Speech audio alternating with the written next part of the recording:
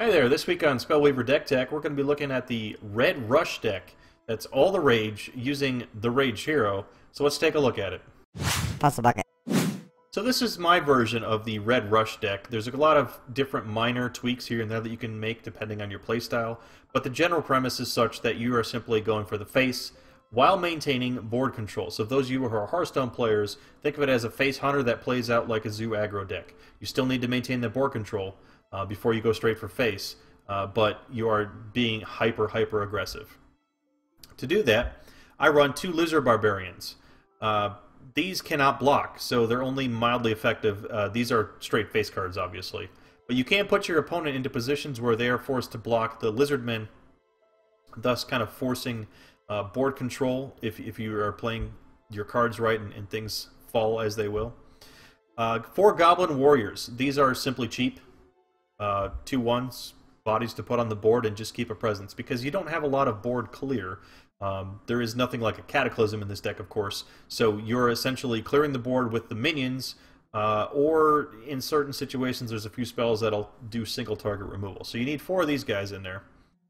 I run 2 of the Fia Dragon Daughters. Now, keep in mind, when you can have more than 1 legendary in your deck, however, you can only play 1 at a time. I have 2 in here for consistency to draw into them. Now she's a little bit, she's kind of squishy. She's a 1/1.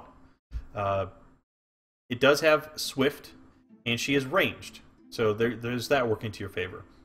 What I like about it is, if she gets in 1 or 2, 3 points of damage into the hero, her power, right here, her energy goes up.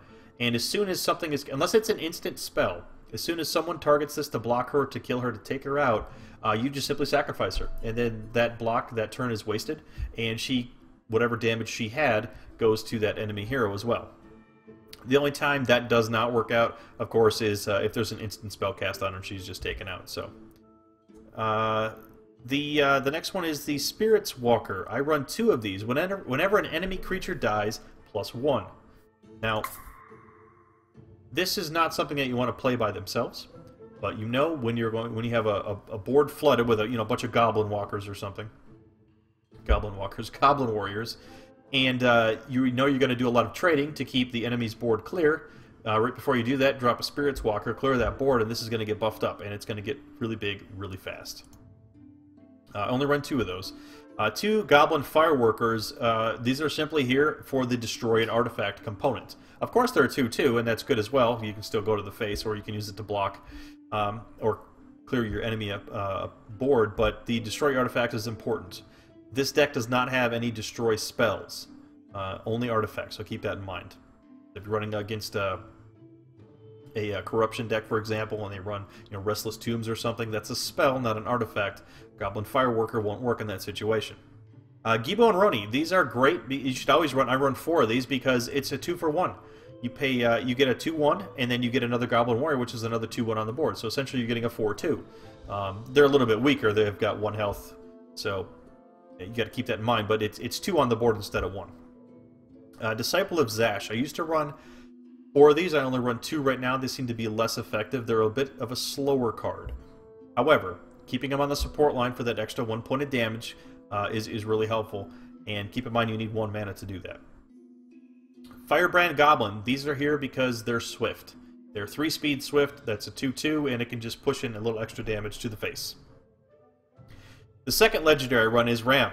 Because again, it's swift, and you can pay 2 mana, and you can get another Goblin Warrior. So again, Goblin Warrior is all over the flipping place in his deck. Keep that in mind. He's a little expensive. I only run 2 level 3 cards. Ram, and I also run Dragonfire. Now, you need to have Dragonfire, although I only run 2 of these. Because it deals 5 damage, that's basically like your Mage Fireball in Hearthstone. It's just that little extra 5 damage. If you had 4 Dragonfires, that's essentially, assuming you could play them all in 1 turn, that's 20 damage. That's your entire enemy's life pool. I only run 2 of those because they're a little expensive, and they're level 3. So for the rest of this deck, keep in mind as you're playing it out, I'm skipping around here a little bit, the Rage Shrines, I run 20 Rage Shrines, and I run 2 Altar of Dragons. You really only need to get up to level 2 for most of these. Once you get up to level 2, just constantly spam that add mana, draw a card. Just keep cycling your cards, keep drawing mana until you get either Ram or Dragonfire, and then you need to consider actually getting that 3rd shrine so that you can play them when the situation dictates. The rest of these, they're just level 1 or level 2s. So that's the creature base right there. Let's go ahead and look at the spell base. I run 4 Boiling Bloods. Now this is also a permanent buff, so it's +2 attack. Unfortunately, it's not +2 life. That would give Goblin Warriors a little bit more survivability, but honestly, they don't need it. You're spawning Goblin Warriors all over the place. You're putting in all this extra attack. Your base health pool of your enemy is only 20, so unless they're playing, a Vampire deck or something, or an Order deck where they're actually getting more life, that 20 is going to go pretty quick with a deck like this. So run 4 Boiling Bloods. They're cheap. They're easy to play. 4 Fireballs. This is one of your targeted removals. Now you can use these to go for face as well, of course, but don't be afraid to use these on a 2/2 Zombie Legionnaire right off the bat, because you need to keep the enemy's board cleared. So your Fireball is simply a 2 mana, 1 level card that's easy to play, and it keeps your board clear. Massive Assault. 4 of these. These are amazing. When you've got a board littered with Goblin Warriors, and you drop in a Massive Assault, or 2 Massive Assaults, or 3 Massive Assaults, because these do stack. Every time you're attacking, everything you have on the board that's attacking gets a +1. Whether that's attacking the enemy hero, or whether that's attacking the enemy's board creatures. So keep in mind this is stackable, and it hits everything. However, it is only when you're attacking. So if you're doing any blocking moves on their turn, you don't get this buff. 2 Fireblasts. I only run 2 Fireblasts because they're... you can treat them as another Fireball, except they have that little bit of that AoE effect with that 1 across the board. But they're a little bit more expensive than a Fireball, and I generally use them as a Fireball. That extra 1 damage across the board to everything else rarely comes into play, so you just treat it like an extra Fireball, albeit a more expensive Fireball. We already talked about the 2 Dragonfires. These are here for 5 damage. Now you can use these, of course, to go to the enemy hero, or to take care of one of those big minions like the Unstoppable Hydras or something like that. Unstoppable Hydras? They're really the 6/6 massive creatures that some of the Corruption people play. Raid Shrines, I talked about this, we read 20 Raid Shrines. Now, I run 2 Altar of Dragon Shrines. Whenever I add a tech shrine of sorts, basically a shrine that has a skill attached to it, instead of a draw 1 card, I like to only run 2 of those in my deck because you want a little bit of consistency. You eventually want to draw into them, but once you have that skill, you are going to lose that card draw ability if you keep drawing into these. So I only run 2 of them, and it seems to be working out really well. I hope that explanation works okay. If not, let me know, post in the comments, and I'll try to explain why I only run 2. This Altar of Dragons is amazing. You can think of this as... Now, it's a level 3, so you do need to have 3 levels before you can use this. However, this is essentially a Fireball you can spam every turn. The cooldown is 1. In other words, every turn you get to play it.